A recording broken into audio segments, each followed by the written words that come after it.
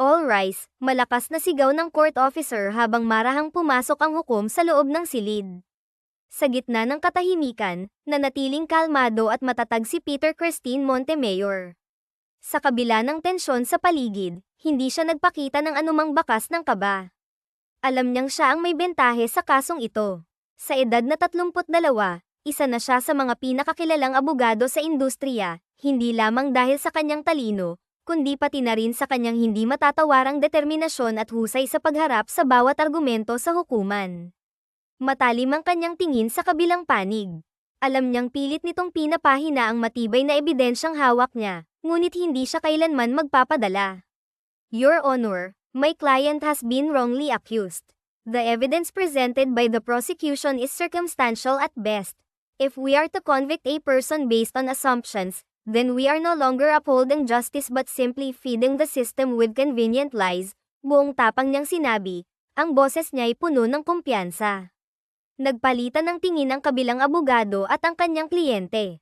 Alam niyang unti-unti nang nagkakaroon ng pagdududa ang hukom, eksaktong ang layunin niya. Matapos ang mahabang argumento, lumabas si Christine mula sa korte na may kumpiyansang lakad.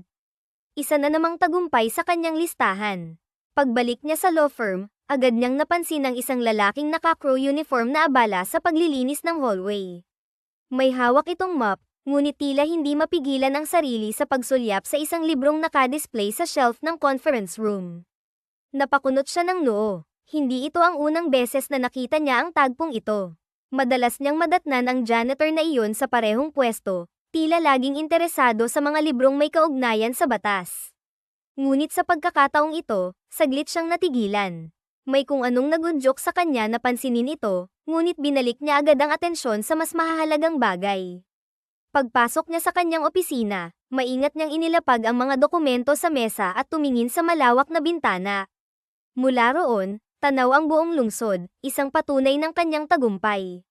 Napangiti siya ng marahan. Peter Montemayor, bulong niya sa sarili, puno ng pagmamalaki. Naputol ang kanyang pag-iisip nang kumatok ang kanyang assistant na si Lisa. Yes, sagot niya, bumalik agad ang kanyang propesyonal na tono. May client po kayong naghihintay sa conference room. Gusto kayong makausap ng personal, sabi ni Lisa. Sige, I'll be there, mabilis niyang tugon. Tulad ng dati, wala siyang oras para sa mga bagay na hindi mahalaga. Sa sumunod na linggo, nanatiling abala ang kanyang schedule, mga hearings, client meetings, at corporate events. Ngunit sa bawat pagkakataong nadadaanan niya ang janitor na iyon, napapansin niyang palihim itong nagbabasa ng mga librong may kaugnayan sa batas habang nagpupunas ng mesa o naglilinis ng conference room. Sa kabila ng kanyang abalang mundo, hindi niya maiwasang magtanong, ano kaya ang kwento ng taong ito? Isang hapon, sa isang bihirang pagkakataon na wala siyang hearing, napagpasyahan ni Christine na dumaan sa pantry upang kumuha ng kape. Sa kanyang pagpasok, agad niyang napansin ang janitor na si Andrew, tahimik na nakaupo sa isang sulok habang may hawak na lumang libro. Halatang abala ito sa pagbabasa at hindi agad napansin ang kanyang presensya. That's a difficult read, malumanay niyang sabi, na ikinagulat ng lalaki. Mabilis na isinara ni Andrew ang libro, parang batang nahuling gumagawa ng bawal. Pasensya na po, Attorney Montemayor. Naglilinis lang po ako, sagot nito, halatang kinakabahan. Hindi sumagot si Christine. Sa halip, tinignan niya ito ng sandali bago tumango. Just don't neglect your work, aniya, bago tahimik na lumakad palayo. Habang naglalakad pabalik sa kanyang opisina, hindi maiwasang bumalik sa isip ni Christine ang imahe ni Andrew, isang janitor na masigasig magbasa ng mga librong may kaugnayan sa batas. Nakakapukaw iyon ng kuryosidad, lalo na't ang dedikasyon nito ay tila higit pa sa ilang interns sa kanyang law firm. Napailing siya. Ngunit bago pa man siya makapasok sa opisina, isang pamilyar na boses ang pumihil sa kanyang mga hakbang. Well, look who we have here, the great Peter Montemayor. Napangiti si Christine, ngunit hindi dahil sa tuwa, kundi dahil alam na niya kung sino ang nagsalita. Dahan-dahan siyang lumingon, at hindi nga siya nagkamali, si Peter Brandon Villafuerte, ang kanyang matagal ng karibal sa korte. Sa kabila ng yaman at impluwensya nito, ni minsan ay hindi pa siya nito natalo sa kahit anong kaso. Peter Villafuerte, Malamig ngunit magalang niyang tugon. Tumawa si Brandon, nakapamulsa ang isang kamay habang ang isa ay nag-aayos ng kanyang kurbata. Balita ko, another victory na naman. Hindi ka pa rin ba napapagod manalo? Hindi sumagot si Christine. Sa halip, nagtaas lamang siya ng kilay at naglakad palayo. Ngunit mabilis siyang hinaranggan ni Brandon, na may ngising tila ng aasar. Alam mo, Montemayor, impressive ka naman talaga. Pero darating din ang araw na matatalo kita. Maghintay ka lang. Sa halip na may Rita, isang mapayapang ngiti ang isinagot ni Christine. Brandon, hindi ako naghihintay. Lagi akong nauna. Halatang hindi nagustuhan ni Brandon ang sagot na iyon, ngunit bago pa siya makapagsalita, bumukas ang pinto ng pantry at lumabas si Andrew, hawak pa rin ang librong kanina'y binabasa niya. Napansin ito ni Brandon at agad napakunot ang noo. Sino to? Isang janitor. Napansin ko kanina, ang dami mong time magbasa, ha? Sabi ni Brandon, may halong panunuya habang nakatingin kay Christine. Kayo pala ang mahilig magbigay ng libreng legal education, Peter Montemayor. Tahimik lamang na tumingin si Christine kay Brandon bago bumaling kay Andrew, na ngayoy nakayuko. Sa hindi maipaliwanag na dahilan, naramdaman niya ang bahagyang iritasyon. Alam niyang mahilig manlay si Brandon, ngunit hindi niya nagustuhan ang ganitong klaseng pangmamaliit, lalo na sa isang taong walang laban. Sa halip na sagutin si Brandon, kinuha ni Chris ang librong hawak ni Andrew at maingat itong tiningnan. HMM, Constitutional Law, aniya habang bahagyang tinaas ang kilay. Matapos ang ilang saglit, inabot niya pabalik ang libro kay Andrew na may bahagyang ngiti. Good choice, dagdag niya, na may tonong puno ng pag-aproba. Pagkatapos ay nagkibit-balikat lamang siya at nagpatuloy sa paglalakad, iniwan si Brandon na halatang nagulat at hindi makapaniwala sa kanyang inasta. Bago tuluyang mawala sa paningin, lumingon pa si Chris at may kumpiyansang sinabi, "See you in court, Villafuerte." Lumipas ang ilang araw, nanatili ang normal na takbo ng buhay sa law firm. Abala si Peter Chris Montemayor sa kanyang trabaho, palay-pat-lipat mula sa korte hanggang opisina, kasabay ng walang katapusang paperwork at meetings. Para sa kanya, isa lamang ang layunin, manalo sa bawat laban. Ngunit may isang bagay, o mas tamang sabihin, isang tao, na tila hindi niya mapigil ang mapansin, si Andrew. Simula nang mangyari ang insidente kay Peter Brandon Villafuerte, napansin ni Chris na nag-iba ang kilos ni Andrew tuwing magtatagpo ang kanilang landas. Madalas itong yumuko o mabilis na tumango kapag nadadaanan niya ito. At sa bawat pagkakataong magkasalubong sila, iisa lamang ang sinasabi nito, "Salamat po, Peter Montemayor." Noong una, hindi niya iyon binigyan ng pansin. Isang simpleng pasasalamat lang naman. Ngunit nang paulit-ulit na itong nangyayari, hindi na niya napigilan ang kanyang sarili. Isang hapon, habang naglalakad siya sa hallway ng law firm papunta sa kanyang opisina, nadaanan niya si Andrew na abala sa pagpupunas ng mesa sa conference room. Tulad ng dati, saglit itong tumigil at bumaling sa kanya. "Salamat po ulit, Peter Montemayor," magalang nitong sabi. Napahinto si Chris at bahagyang kumunat ang noo. "Ano nga ulit ang pangalan mo?" tanong niya, may bahagyang interes sa boses. "Andrew po, Peter," sagot nito, halatang kinakabahan. "Well, Andrew," aniya, bahagyang tumikim, "ilang beses mo na akong pinasalamatan sa parehong bagay. Hindi ko na mabilang kung pang ilang thank you mo na yan." Medyo namula si Andrew at napakamot ng batok. "Pasensya na po, Peter. Wala po kasi talagang nagtanggol sa akin ng ganoon noon." Bahagyang tumikim si Chris at tumango. "You don't have to keep thanking me. Hindi kita pinagtanggol dahil gusto ko, kundi dahil hindi ko lang talaga gusto ang mga taong mahilig mang maliit ng iba." Tumango si Andrew, ngunit sa kabila ng seryosong tono ni Chris, ngumiti pa rin ito. "Kahit po ganoon, malaking bagay na po iyon para sa akin. Kaya salamat po ulit." Napabuntong hininga si Chris at bahagyang umiling. "Kung yan ang magpapatahimik sa'yo," aniya bago nagpatuloy sa paglalakad. Ngunit nang makarating siya sa kanyang opisina, napansin niya ang bahagyang ngiti sa kanyang mga labi. Hindi niya alam kung bakit, ngunit tila may kakaibang saya sa kanyang puso. Lumipas ang ilang linggo, ngunit kahit gaano kabala si Peter Chris Montemayor, hindi niya maiwasang mapansin si Andrew. Sa bawat pagkakataong magkakasalubong sila sa law firm, lagi itong may hawak na map o basahan. Gayunpaman, hindi nakalampas sa kanyang paningin ang librong palaging nakabukas sa isang tabi, tila sinasabay nito ang pag-aaral habang nagtatrabaho, kahit palihim. At syempre, hindi rin nawala ang walang katapusang pagpapasalamat nito. Salamat po ulit, Peter, sambit nito minsan sa pantry. Salamat po, Peter Montemayor, bati naman ito sa hallway.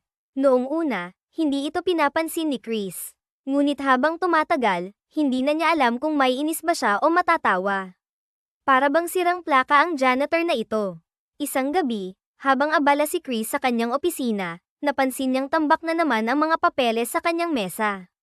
Halos abutin siya ng hating gabi sa trabaho. Ngunit sa halip na umuwi kaagad, napatingin siya sa malaking bookshelf sa kanyang opisina. Naroon pa rin ang mga lumang libro niya noong nag-aaral pa siya ng abogasya, mga makakapal na law books na minsan ay hindi na niya nagamit. Napaisip siya, alam niyang mahal ang mga librong iyon, at hindi madaling makabili ng kahit isa para sa isang taong katulad ni Andrew. Ngunit sa nakikita niya, seryoso itong matuto. Habang nakatitig siya sa mga libro, biglang bumukas ang pinto.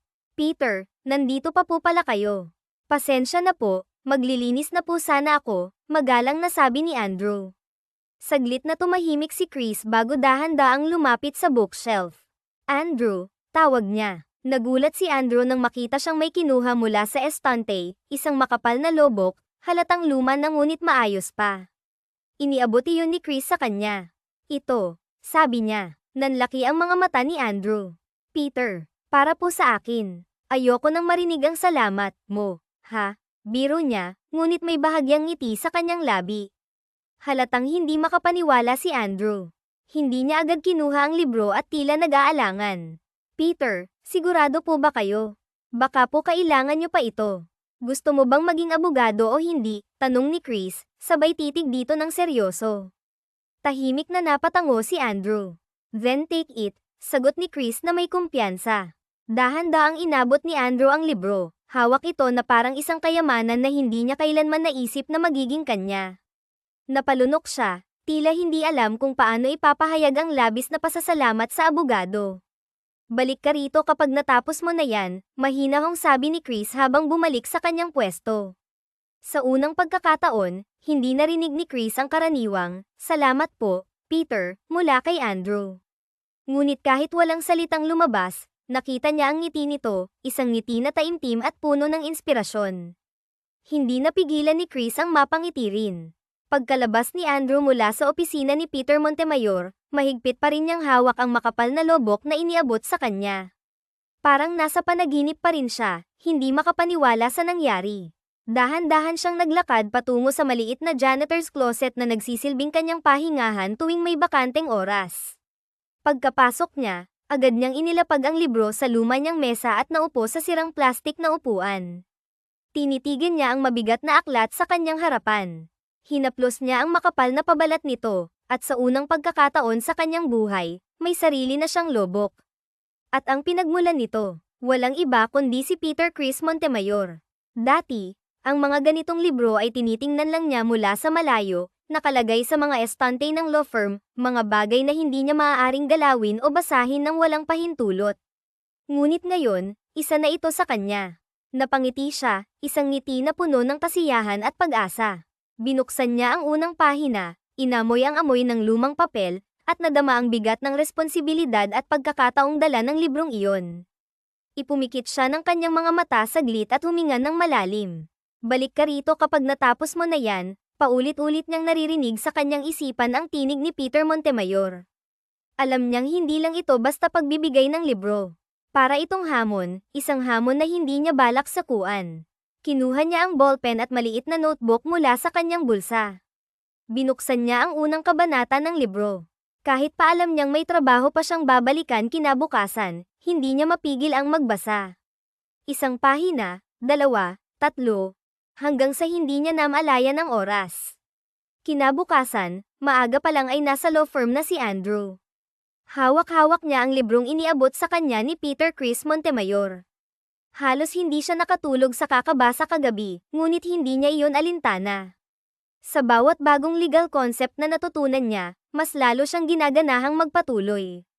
Tuwing bakante ang oras niya, Palagi niyang hinahanap ang pinakamalapit na sulok sa opisina kung saan siya makakapagbasa, minsan sa pantry, minsan sa conference room kapag walang meeting, at minsan naman sa hallway habang nagpapahinga.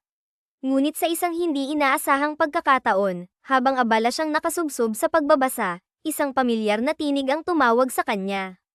Wow, ano yan? Coloring book, malakas na tanong ni Peter Brandon Villafuerte, na may halatang panunuya sa kanyang tinig. Napapitlag si Andrew at agad na tinaas ang tingin. Sa harapan niya ay nakatayo ang tanyag na abogado, nakangisi habang nakapamulsa. Huwag mong sabihin iniisip mong magiging abogado ka rin balang araw, patuloy ni Villafuerte, sabay taas ng isang kilay. Mukhang hindi ka naman panggano I ho. Bagamat bahagyang natigilan, nanatiling bukas ang libro sa mga kamay ni Andrew. Alam niyang wala siyang laban sa isang tao tulad ni Villafuerte, isang respetadong abogado, kilala sa industriya, at mayaman.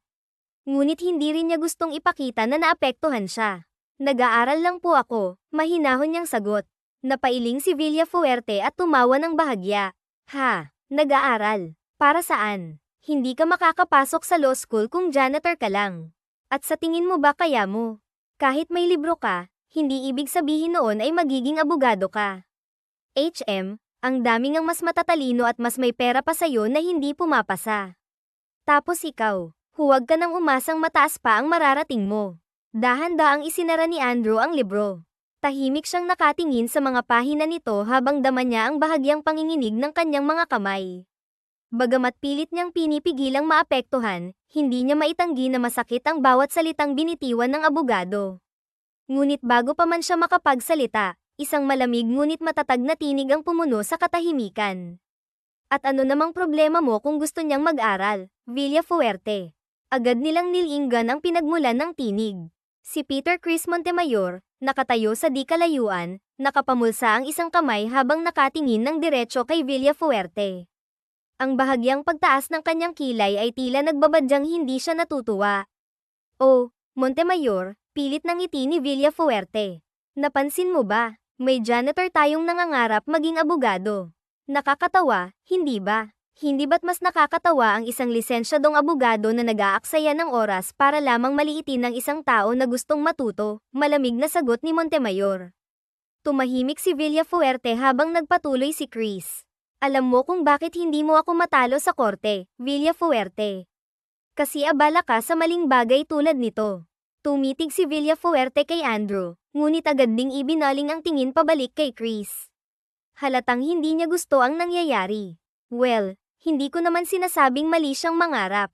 Gusto ko lang siyang bigyan ng reality check, ani Villafuerte, pilit na binabawi ang kanyang sinabi. Huwag kang mag-alala, alam niya ang realidad. Pero mukhang ikaw, hindi mo alam kung kailan ka dapat tumahimik, mariing sagot ni Montemayor. Tumikim si Villafuerte at umiwas ng tingin.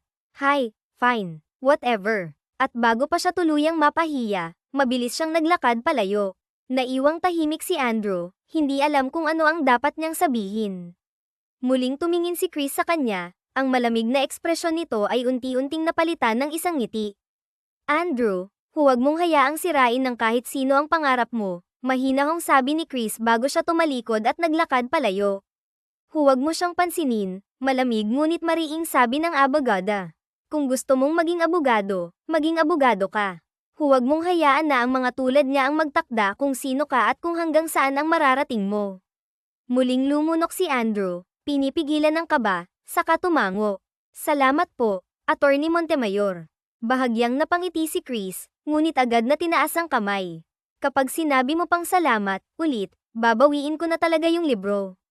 Napatawa si Andrew at bahagyang gama ng pakiramdam. Alam niyang nagbibiro ang abogada, pero hindi niya maiwasang maramdaman ang init ng suporta nito. Habang papalayo si Chris, muling binuksan ni Andrew ang kanyang libro. Ngayon, mas determinado siyang basahin ito, hindi lang para sa sarili, kundi para patunayan na kaya niyang abutin ang pangarap niya. Lumipas ang mga araw matapos ang insidente kay Peter Villafuerte, ngunit hindi na iyon iniisip ni Andrew. Sa halip, mas lalo pa siyang naging porsigido. Sa bawat libreng oras, kahit pagod mula sa trabaho, palagi niyang binubuksan ang lobok na ibinigay ni Attorney Montemayor. Kahit hindi niya agad maunawaan ang ilang bahagi, hindi siya tumitigil. Minsan, sinusulat niya ang mahahalagang konsepto sa isang maliit na notebook.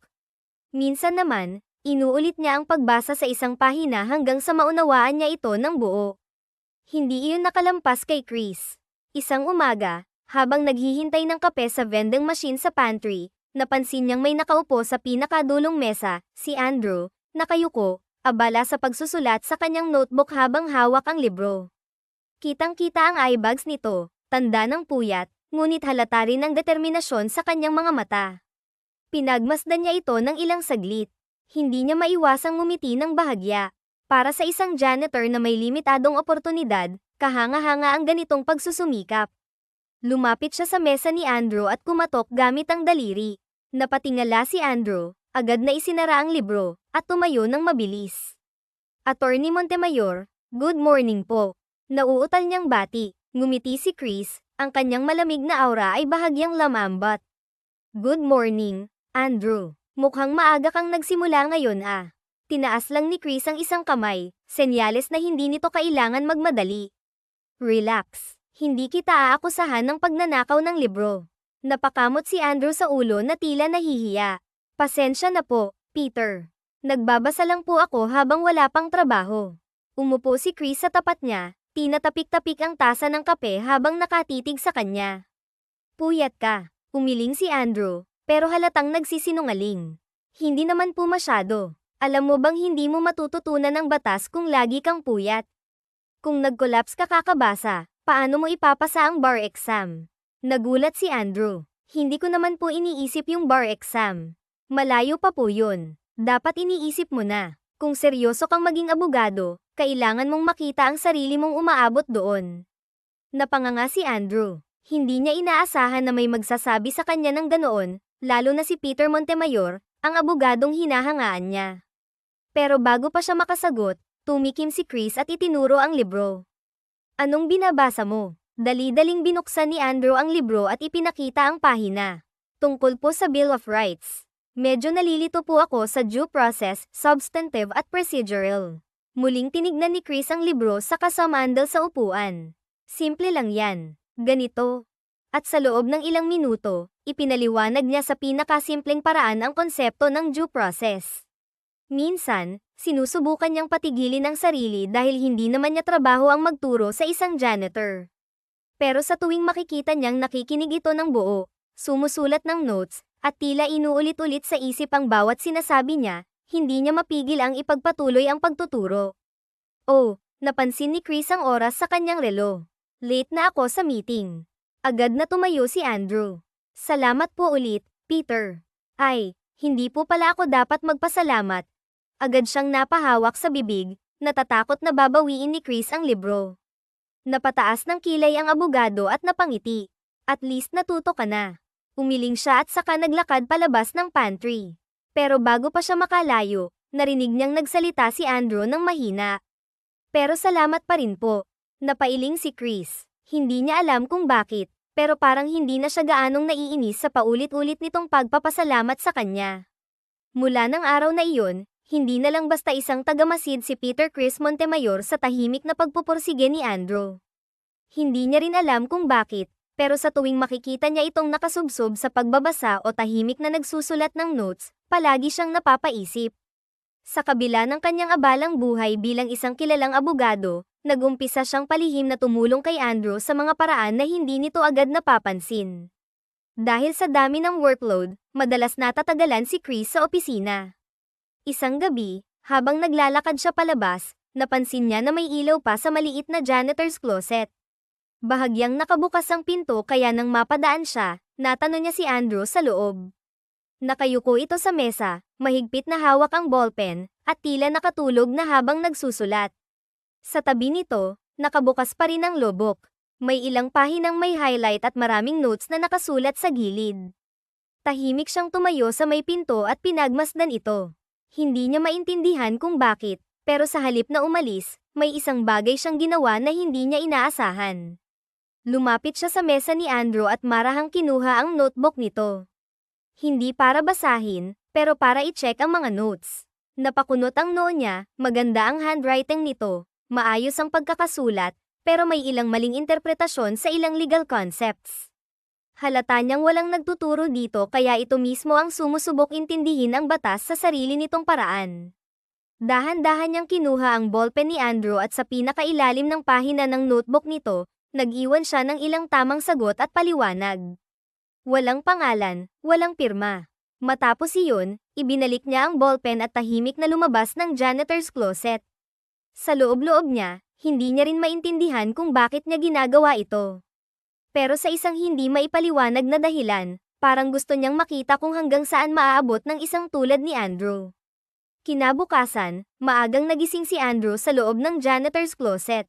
Napansin niyang nakatulog siya sa mesa, at ang unang ginawa niya ay kunin ang notebook. Napakunot ang noo niya nang makita ang isang bagong sulat sa ilalim ng kanyang notes. Hindi pamilyar ang sulat kamay, pero malinaw ang mga paliwanag.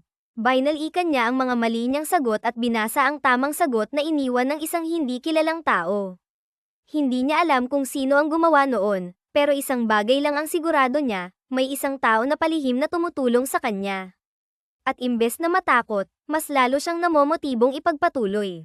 Ilang araw ang lumipas. Habang abala si Andrew sa pagbabasa sa isang sulok ng hallway, napadaan muli si Peter Villafuerte. Nakita siya nitong may hawak na libro at muling ngumisi. Nagpapanggap ka na naman bang law student, bulong nito habang nang babastos. Napabuntong hininga si Andrew. Hindi siya lumaban, hindi siya sumagot. Villafuerte, bakit ba parang wala kang sariling buhay at tutok na tutok ka kay Andrew? Napalingon si Villafuerte mula sa kabilang hallway. Nakatayo si Peter Chris Montemayor, nakapamulsa at nakataas ang isang kilay. Gusto mo bang i-report kita sa HR dahil sa workplace harassment, dugtong ni Chris sa malamig na boses. Napakamot sa batok si Villafuerte. Ano ba, Montemayor, biro lang naman. Wala akong pakialam. Pero kung ang biro mo ay pangmamaliit ng pangarap ng ibang tao, mas mabuti pang tumahimik ka na lang. Napabuntong hininga si Villafuerte. Ang hilig mo talagang ipagtanggol yang janitor na yan, no? Umiling siya bago mabilis na lumayo. Tahimik lang nanonood si Andrew sa nangyari. Napatingin siya kay Chris na ngayon ay nakatitig na rin sa kanya. Huwag mong hayaang hadlangan ka ng kahit na sino. At sa hindi maipaliwanag na dahilan, pakiramdam ni Andrew ay mas lalo siyang lumakas sa sandaling iyon. 8:00 na ng gabi at halos wala ng tao sa law firm. Karamihan sa mga abogado at empleyado ay umuwi na, maliban sa ilang natitirang nagtatrabaho pa.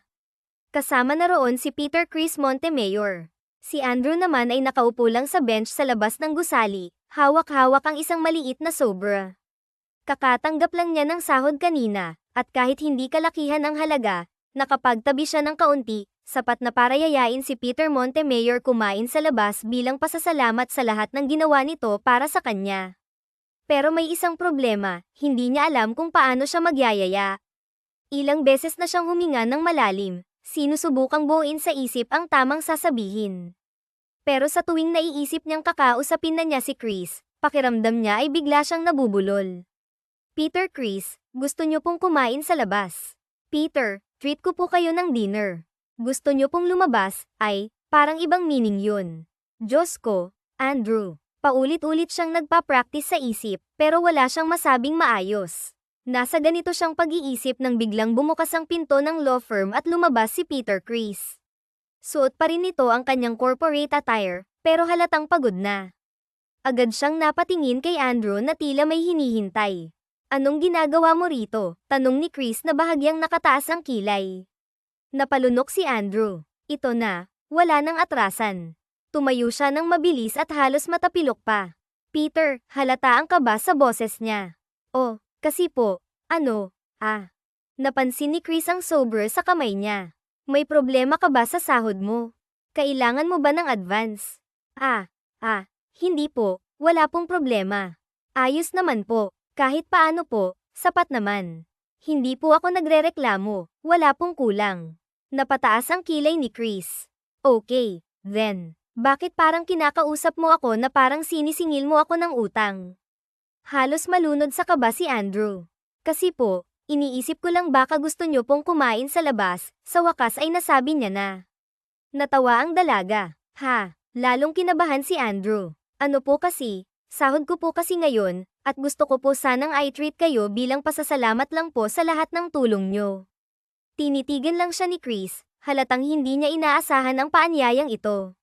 Inaanyayahan mo akong lumabas para kumain, tanong ng abogada na tila ina-analyze ang sitwasyon. Lalong bumilis ang tibok ng puso ni Andrew.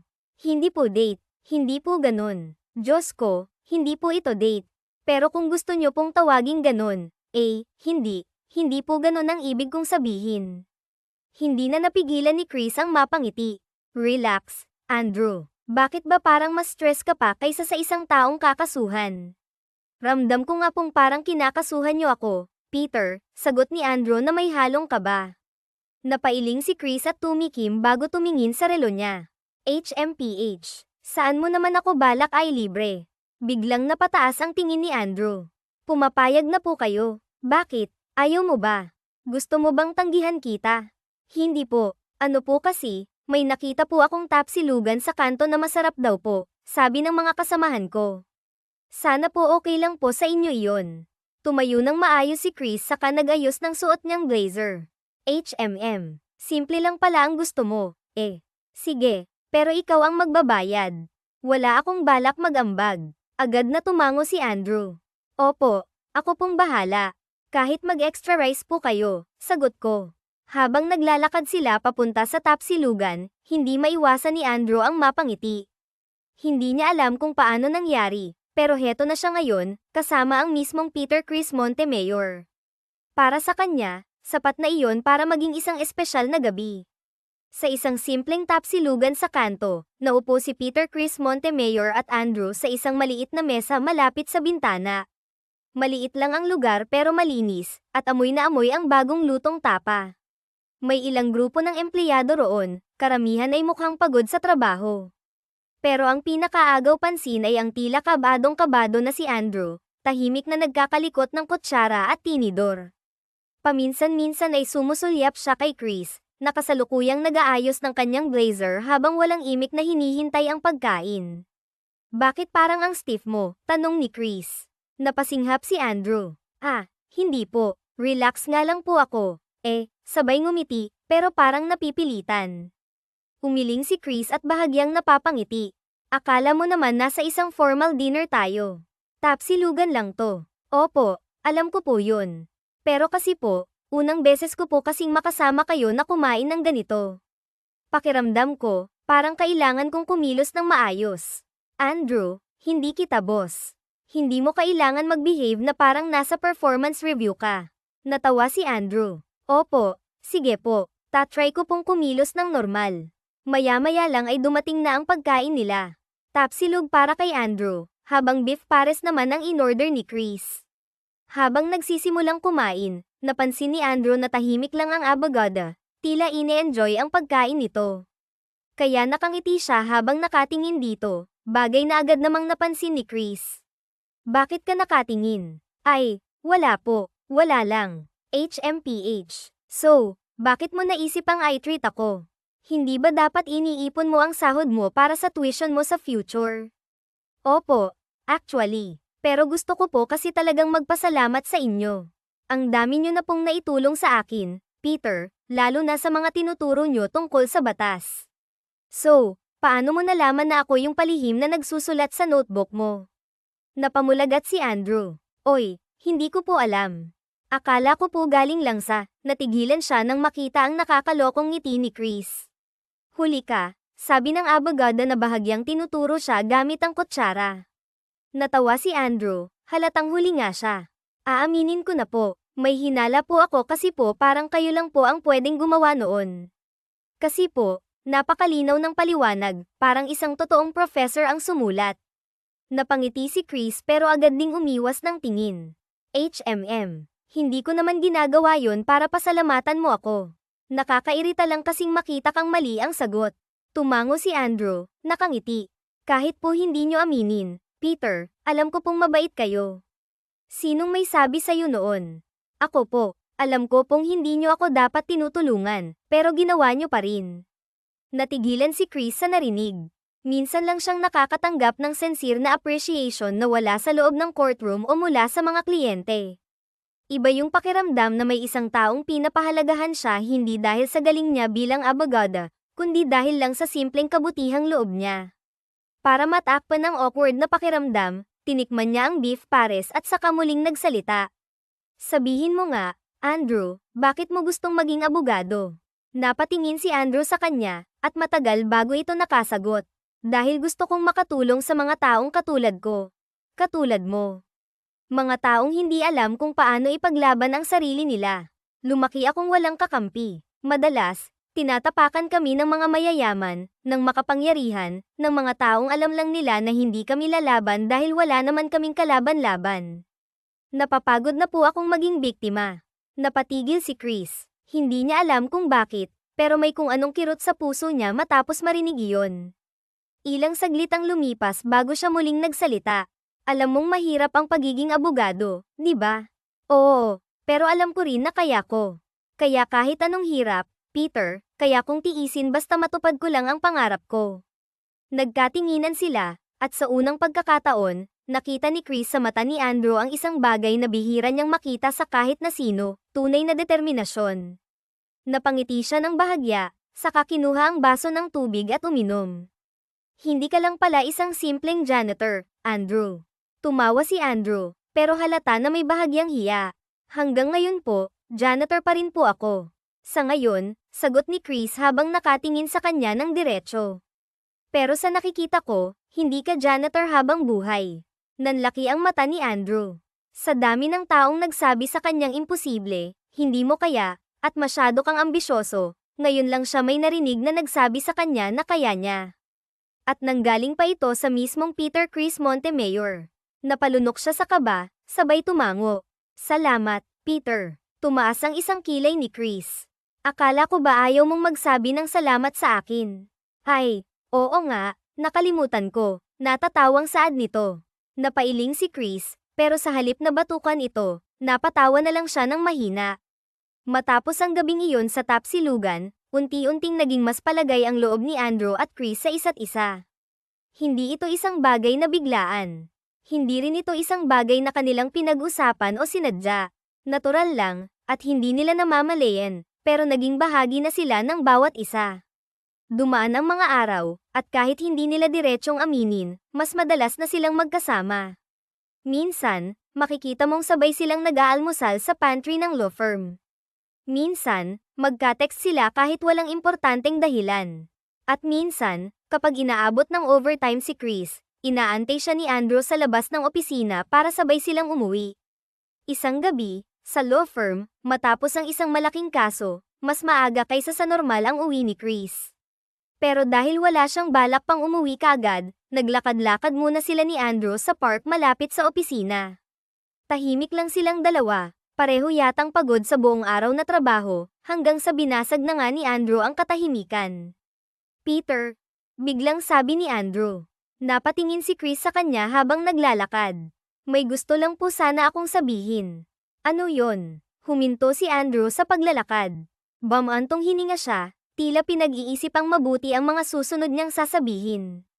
Andrew, what is it? Muling tanong ni Chris. Napalunok si Andrew bago dahan-daang tinaas ang tingin niya kay Chris. Peter, gusto ko lang pong aminin. Totoo. Hindi dahil umaasa ako, pero dahil hindi ko na po kayang itago. Nagtama ang kanilang mga mata. Ano nga yun? Tanong niya nang mas mahinahon na ngayon. Huminga ng malalim si Andrew bago nagsalita. Gusto ko po kayo, Peter. Nagulat si Chris, at hindi siya agad nakapagsalita. Alam ko pong wala akong karapatang makaramdam ng ganito para sa inyo. Alam ko pong magkaiba ang mundo natin. Pero gusto ko lang pong aminin ngayon, kasi mas mabuting marinig niyo mula sa akin kaysa sa patuloy ko itong itago. Dahil pakiramdam ko, sisubog na ako. Pag-amin ni Andrew, nailang at nahihiya pa ng bahagya. Andrew, mahinang tawag ni Chris, pero hindi niya alam ang tamang sasabihin. Tumawa ng mahina si Andrew. Huwag po kayong mag-alala. Hindi po ako umaasang ibabalik niyo ang nararamdaman ko. Gusto ko lang pong maging totoo sa inyo at sa sarili ko. Seryosong tinignan ni Chris si Andrew, at sa halip, ngumiti siya ng bahagya, sa kamarahang tinapak ang balikat nito. Tara na, hatid na kita pa uwi, pag-iiba niya sa usapan. Matapos ang pag-amin ni Andrew sa kanyang nararamdaman, nagbago ang kilos ni Chris. Hindi niya man ito sinasadya, pero unti-unti na siyang umiiwas kay Andrew. Dati, kapag dumadaan siya sa hallway at nagkakasalubong sila, nagbabatian sila at minsan ay nag-uusap pa sandali. Ngayon, iniiba na niya ang daan.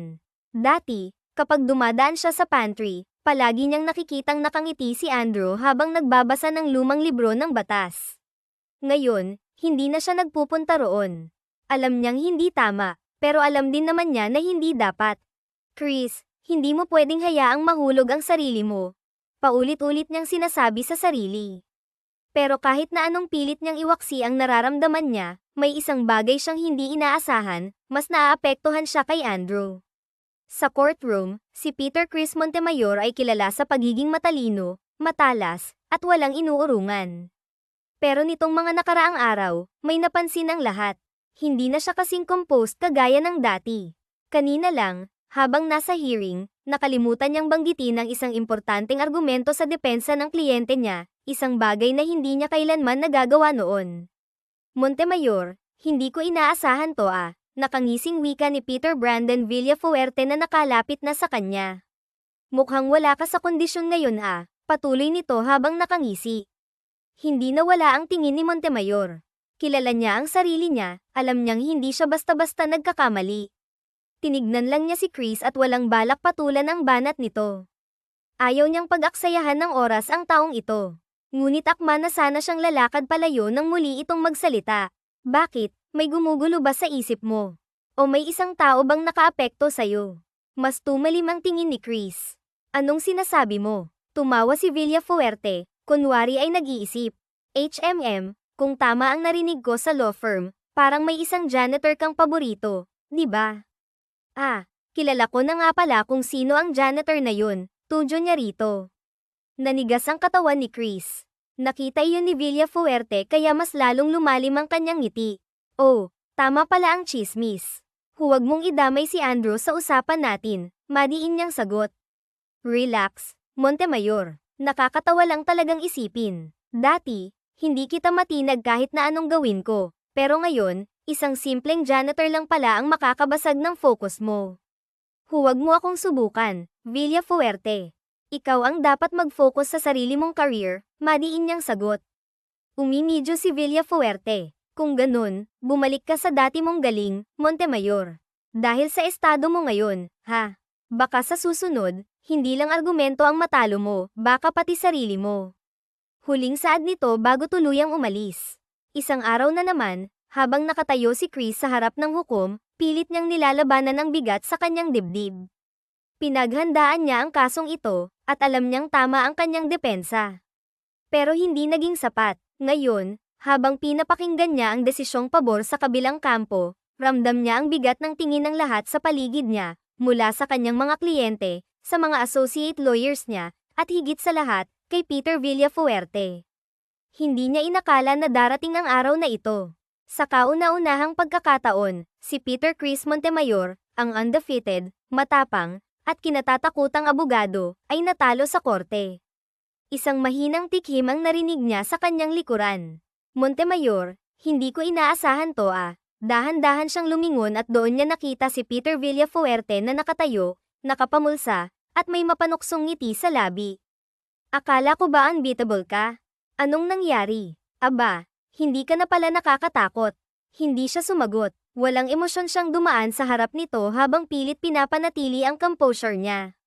Pero hindi pa tapos si Villafuerte. Alam mo ba kung ano ang masakit? Hindi ka natalo dahil sa galing ko. Natalo ka dahil sa sarili mong kahinaan. Alam mo yun, hindi ba? Napahinto si Chris sa sinabi nito. Nakakaawa ka, Montemayor. Dahil sa isang janitor lang, ganyan ka na ngayon, Hindi ko kailanman inisip na may makakapasok sa perpektong Montemayor. Pero mukhang meron nga. Doon siya tumingin ng matalim kay Villafuerte. Alam niyang hindi niya dapat patulan ang taong ito. Pero sa kaibuturan niya, nasasaktan siya. Hindi dahil sa panunukso nito, kundi dahil totoo ang sinasabi nito. Pagka-uwi niya, agad siyang sinalubong ng malamig na titig ng kanyang ama na si Don Roberto Montemayor, habang ang kanyang ina naman na si Doña Teresa ay tahimik na nakaupo sa maluwang nilang sala na may hawak na baso ng alak. Wala pang nagsasalita, pero ramdam niya na hindi lang simpleng pagkadismaya ang nararamdaman ng kanyang mga magulang. Chris, anong nangyari? Madiing sabi ng kanyang ama. Mabilis niyang inihanda ang kanyang sagot. Nagkulang lang ako sa paghahanda, Dad. Pero may chance pa tayo sa... Nagkulang, naputol ang kanyang sasabihin sa matigas na boses ng kanyang ama. Montemayor ka, hindi tayo nagkukulang. Hindi tayo natatalo. Napakuyong siya ng kamao. Tao lang ako, Dad. Hindi ito tungkol sa pagiging tao, Chris, singit naman ng kanyang ina. Ito ay tungkol sa pangalan na daladala mo. Alam mo bang ikaw ang pinag-uusapan ngayon? Hindi lang sa law firm kundi sa buong industriya. Lahat sila nagtatanong kung anong nangyari kay Peter Montemayor. Hindi siya sumagot dahil alam niya na ang sagot, na wala ang focus niya. Hindi siya naging sigurado, at ang lahat ng ito, alam niya kung bakit. Dahil ba ito sa lalaking iyon? Doon na siya nanlamig. Sa Andrew na iyon. Alam namin ang tungkol sa kanya. Alam naming napapalapit ka sa isang janitor, malamig na sabi ng kanyang ama. Halos mapa-atres si Chris sa narinig niya. Hindi niya alam kung paano iyon nalaman ng kanyang pamilya.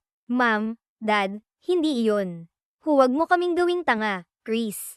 Isa lang siyang mababang tao, isang walang-wala. At anong ginawa niya sa'yo? Hinayla ka pababa, napapikit si Chris, pilit na pinipigilan ng emosyong sumabog sa loob niya. Gusto niyang ipagtanggol si Andrew. Gusto niyang sabihing wala itong kasalanan. Pero paano? Hindi nga niya kayang ipagtanggol ang sarili niya. Kung ganito ka lang madadala, Chris, hindi ka pa siguro handang maging isang tunay na Montemayor, malamig na dagdag ng kanyang ama. Matapos iyon, tumalikod ito at iniwan siya. Sumunod naman ang kanyang ina. Nang maiwan siyang mag-isa sa malawak nilang sala, doon lang niya naramdaman ang totoong sakit. Dahil kahit na anong piliin niya, may isang bahagi ng sarili niya ang mawawala. Buong araw na nagkulong si Chris sa kanyang silid. Kinabukasan, hindi siya pumasok sa opisina. Hindi niya binuksan ang kanyang laptop, at hindi niya sinasagot ang mga tawag mula sa kanyang mga kliyente at kasamahan sa law firm. Para siyang nawalan ng lakas. Hindi niya kayang harapin ang sarili niyang refleksyon sa salamin. Minsan, iniisip niya kung bakit siya ganito. Dati naman, ano man ang problema niya, mabilis niyang nalalampasan. Pero ngayon, bakit ang bigat? Bakit hindi niya alam kung paanong bumangon muli? Nakadapa siya sa kama, pinipilit ang sarili na matulog, nang biglang tumunog ang cellphone niya. Pagtingin niya, nakita niya ang pangalan ng ilang araw na niyang iniiwasan. Halos nagdadalawang isip siya bago ito buksan, pero sa huli, hindi niya napigilan ang sarili.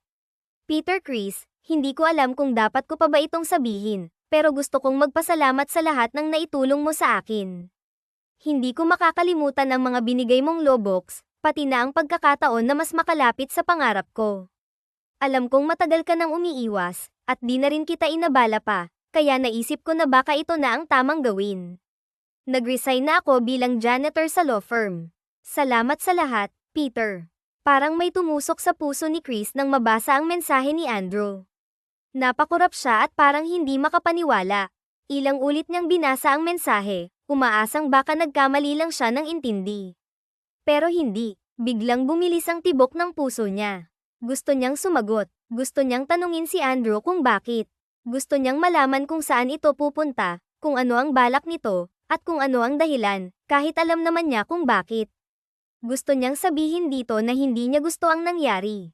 Gusto niyang sabihin dito na hindi siya masaya sa pag-iwas niya. Gusto niyang sabihin dito na huwag itong umalis. Pero ang ginawa niya, wala. Tinitigan lang niya ang cellphone niya at pilit pinipigilan ang sariling huwag iyong replyan. Sa pag-alis ni Andrew sa law firm bilang janitor, nasaktan si Chris. Pero wala siyang magawa kundi ipagpatuloy ang kanyang buhay bilang isang abogada.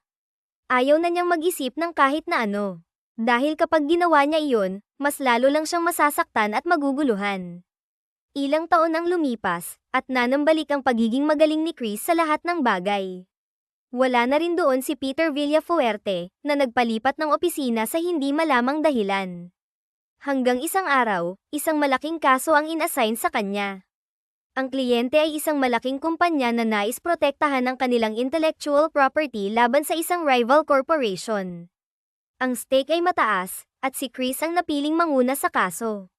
Pagpasok niya sa courtroom, habang ang lahat ay nag-aayos at nagsisimula ng mag-settle, isang pamilyar na pakiramdam ang pumasok sa kanyang puso.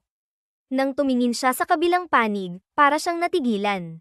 Naroon si Andrew. Sa unang pagkakataon, pagkatapos ng taon, nakaharap niyang muli si Andrew. Ngunit hindi na bilang isang janitor ng firm, kundi bilang abogado, nakaban niya sa kaso. Sa araw na iyon, mas gumwapo ito, at ang porma ng suot niyang suit ay nagpapakita ng pagiging isang propesyonal. Hindi niya inakala na ang dating janitor na tinutulungan niyang magtagumpay ay ngayon nasa harapan na niya bilang kalaban niya. Nakatingin din si Andrew sa kanya, at do'y bumilis ang kabog ng kanyang dibdib. No, hindi pwede to, Chris. Focus. Hindi ka pwedeng matalo ng isang baguhan, saad niya sa kanyang sarili. Nang magsimula na, si Andrew ang unang nagsalita sa harapan ng lahat. Your Honor, this case is simple. Ang aming kliyente ay may karapatang protektahan ang kanilang intellectual property. Ang isinagawang paglabag ay maliwanag, at ang ebidensya ay hindi makakaila, matikas na saad ni Andrew. Sumunod namang tumayo si Chris at mabilis na binasa ang mga dokumento sa harap. Your Honor, pinapakita namin na ang ebidensya ng kabilang partido ay hindi sapat upang magpatibay ng kanilang mga akusasyon. Ang kanilang mga pahayag ay walang konkretong batayan, at ang aming kliyente ay walang ginagawang paglabag. Habang naglalaban sila sa korte, ramdam na ramdam ang tensyon sa bawat salitang binibitiwan nila. Ang kanilang mga mata ay parehong nag-aapoy sa determinasyong manalo. Habang patuloy ang pag-usad ng kaso, lalong tumitindi ang tensyon sa loob ng courtroom. Si Chris, bagamat abala sa mga legal na argumento, ay hindi maiwasang mag-isip tungkol kay Andrew. Minsan, sa bawat salitang binibigkas ni Andrew, naramdaman niya na parang may mga piraso ng nakaraan na unti-unting bumabalik, mga alaala na hindi niya kayang kalimutan. Pero wala siyang oras magpaapekto. Ang tanging bagay na mahalaga ngayon ay ang panalo sa kaso. Nang magsalita ang judge, nagpatuloy ang laban. Mr. Ortega, please proceed with your argument, wika ng hukom habang ang tingin ay nakatuon kay Andrew.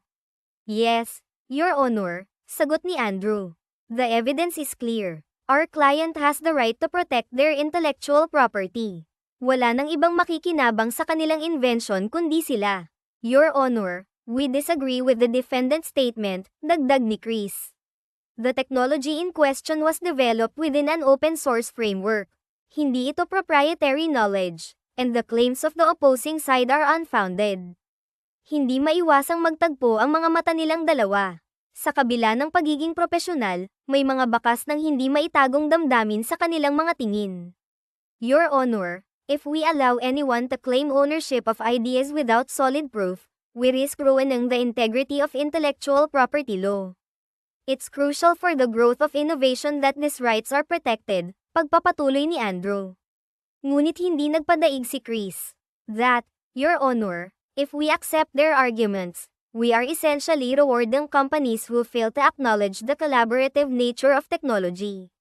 The real innovation lies in shared knowledge, not in the exclusive claims of a single entity. Tahimik ang courtroom. Bawat mata ay nakatutok sa kanila. Ang bawat pahayag na lumalabas sa kanilang mga bibig ay parang matalim na kutsilyo na tumatagos sa katahimikan. I see the strength of your arguments, but let's move on. Mr. Ortega, do you have further evidence to support your case, saad ng hukom? Tumingin si Andrew kay Chris at bago siya sumagot sa judge, muli niyang tinignan si Chris. Yes, Your Honor. We have additional documents that clearly show the defendant's infringement. Habang tumatagal ang kaso, hindi na lang simpleng labanan sa korte ang nangyayari. Ang bawat argumento nila ay nagiging personal. Ang mga mata nila, na dati ay puno ng magkasamang pangarap, ngayon ay puno ng hindi masabi-sabing damdamin, galit, takot, at pagsisisi. Your Honor, we are not here to just protect a client's right. We are here to set a precedent. If this court does not side with us, it will open the door for further violations of intellectual property rights, and that will destroy the integrity of the entire industry, wika ni Andrew.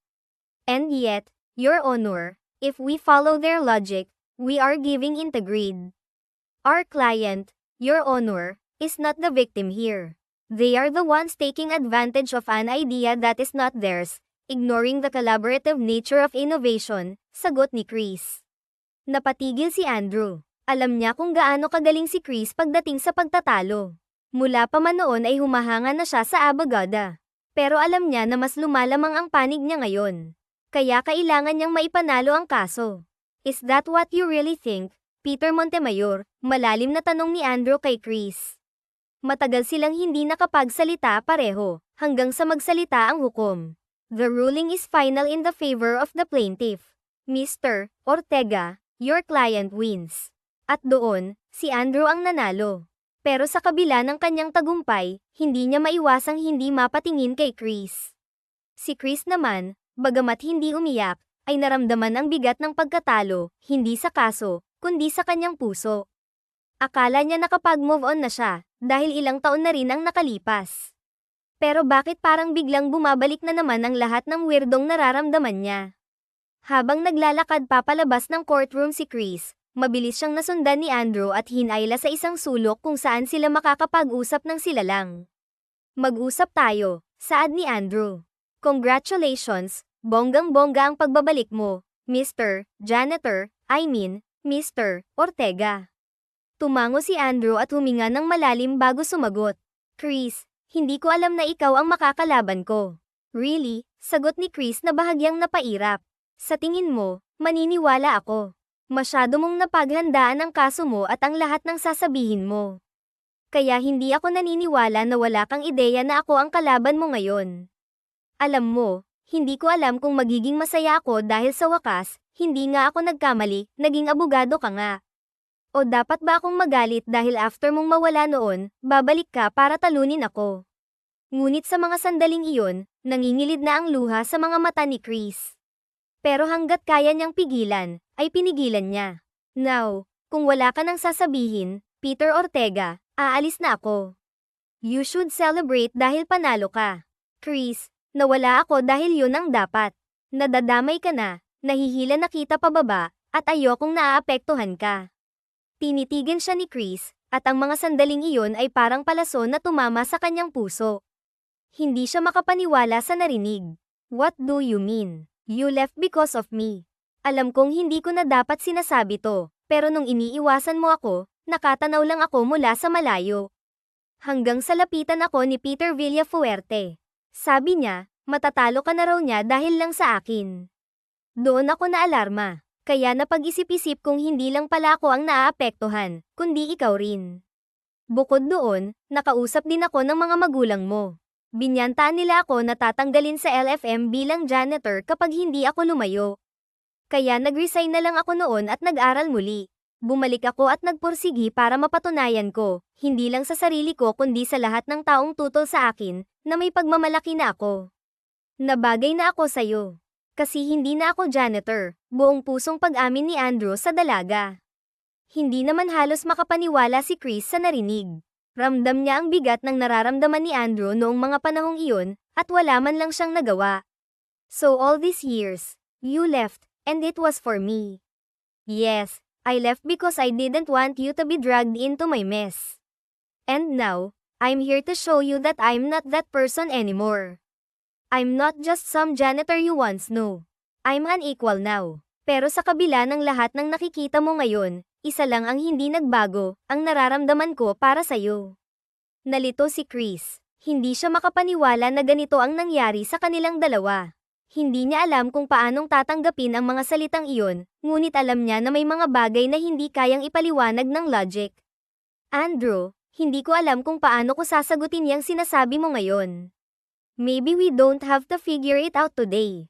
But at least you know the truth, nakangiting saad ni Andrew sa kanya. Mga linggo matapos ang kanilang huling pagtatagpo sa korte, nakatuon na naman si Chris sa kanyang trabaho. Tuloy-tuloy ang kanyang pag-angat sa kanyang karera bilang abogada at naging busy sa mga malalaking kasong hawak niya. Pero isang araw, isang email ang natanggap niya mula sa isang bagong kumpanya. Tinanggap siya ng isang malaking law firm at ipinadala ang kanyang kontrata upang pirmahan. Wala siyang kaalam-alam na ang law firm na iyon ay pareho ng pinagtatrabahuan ni Andrew. Dahil sa excitement, hindi niya nabigyan ng pansin ang mga pangalan ng mga kasamahan niya. Kaya nang pumasok siya sa building ng law firm, agad niyang naramdaman ang pamilyar na vibe ng lugar, ang mga tao, ang modernong disenyo ng mga opisina, at ang malawak na conference rooms. Ngunit nang pumasok siya sa isang meeting room, natigilan siya. Nakita niyang naroon si Andrew, nakatayo at nag-aayos ng mga papers. Andrew, sabi ni Chris na tila hindi makapaniwala. Tumingin si Andrew at isang ngiti ang sumilay sa kanyang mukha. Well. Looks like we'll be seeing more of each other. Nagkatinginan sila, at sa kabila ng mga taon na hindi pagkikita, isang kuryente ang damaloy sa pagitan nila. Tahimik ang buong paligid, pero alam nilang pareho na may mga hindi pa natapos na mga bagay sa kanilang pagitan. Wala nang saloobin ng galit, ngunit may mga nararamdaman pa ring takot at pag-aalinlangan. You really made it, maya-maya'y sabi ni Chris na may halong paghanga. Ayaw man niyang aminin, pero natutuwa siyang makita ang lalaki ngayon na unti-unti nang may napapatunayan. Yeah, and now we're both here, working for the same firm, with the same goals. Maybe it's time we finally finish the story between us, sagot ni Andrew. Nagulat si Chris. Andrew, huwag mong gawing komplikado ang lahat. We are here to work, hindi para mag-ayos ng mga bagay na matagal nang tapos. Tapos na ba talaga? Ikaw ang dahilan kung bakit nandito ako ngayon. Ikaw ang naging inspirasyon ko simula pa man noon. Ikaw lang ang tanging taong nagtiwala sa akin na kaya kong maging abogado, kahit na isang hamak lang akong janitor noon. At ito na ngayon. And now, na magkasama na tayo sa... Tanggin mo ba, hahayaan kong palampasin ang pagkakataong to. Nakangiting saad ng binata sa kanya. Ramdam ni Kriya ang pag-iinit ng kanyang mukha, kaya mabilis siyang nag-iwas ng tingin. Kinabukasan, habang nagtatrabaho si Chris sa kanyang opisina, may isang maliit na tapik sa pintuan ng kanyang cubicle. Paglingon niya, nakita niya si Andrew na may hawak na tray ng kape at isang maliit na bouquet ng mga bulaklak. Good morning. I brought you your usual coffee. Hindi ko alam kung ganito pa rin. Pero sana magustuhan mo, ani Andrew. Tinignan ni Chris ang kape at bulaklak na hawak niya. Hindi niya alam kung ano ang mararamdaman. Andrew, what's this for? Tanong niya. Nothing in particular, sagot nito. I just thought it's been a while since we've talked, and I wanted to start the day right. You know, I've been meaning to say, I really admire how you handle things around here. You're doing great. Hindi alam ni Chris kung paanong haharapin ang sitwasyon, pero napangiti pa rin siya. Nagpapatuloy ang buhay ni Chris bilang isang abogada, at hindi rin nagpatinag si Andrew sa pagpapakita ng effort. Halos araw-araw ay may paandar ito para sa abogada. At kahit hindi sanay si Chris sa ganoong mga eksena, ay hindi niya minsan maitago ang kilig sa kanyang sistema. Hanggang sa hindi na lamang nila namalayan na naging magaan na ang relasyon nila, at pareho silang masaya sa kung anuman ang label nila ngayon. Pero tulad ng anumang relasyon, may mga pagsubok na hindi nila kayang iwasan. Isa na rito ang reaksyon ng mga magulang ni Chris nang malaman nila na naging sila na ni Andrew. Isa itong malaking kahibangan, Chris. Akala ko ba nakalimutan mo na ang lalaking yan? Ngayon, bumabalik ka na naman sa kabaliwan mo, galit na sabi ng kanyang ama. Dad, malaki na ako. Ilang taon na akong nagseserbisyo sa ibang tao at nakikinig sa lahat ng palatak ninyo. Siguro oras naman na po para piliin ko ang sarili ko at piliin si Andrew. Nabigo na ako noon at naduwag, pero hindi ko na siya iiwan. Hindi ko po kailangan ng approval ninyo para sa mga desisyon ko. Mahal ko siya, at wala kayong karapatan na husgahan siya ng ganyan, sagot ni Chris, puno ng determinasyon. Ngunit isang malakas na sampal ang damapo sa pisngi ng dalaga. Nahihibang ka na ba? Sa tingin mo ba magugustuhan namin ang hampas lupang yan? Dahil lang naging abogado na siya, hindi at kahit kailan, hinding-hindi namin matatanggap ang janitor na yon. Kahit magsuot pa siya ng mamahaling suit, umaalingasaw pa rin ang pagiging janitor niya. Nakakahiya ka. Sabihin niyo na ang lahat ng gusto niyong sabihin, Dad, but I will not let anyone make decisions for me anymore. I've made mine. I'm happy with Andrew, and I'm not asking for your support. I hope you can trust my judgment, pinal nitong sabi. Pinaglaban ni Chris ang pagmamahalan nilang dalawa ni Andrew. Hindi naman siya nabigo dahil habang kasama niya si Andrew, mas lalong naging buo at masaya ang kanyang buhay. Makalipas ang ilang pang mga taon, tuluyan na nga silang ikinasal. Kasabay noon ay ang pagtanggap na rin ng mga magulang ni Kriya kay Andrew bilang parte ng kanilang pamilya. Sana po ay nagustuhan ninyo ang ating kwento ngayong araw. Ako po ang inyong tagapagsalaysay, Miso. Maraming salamat po sa pakikinig, at hanggang sa susunod na kwento.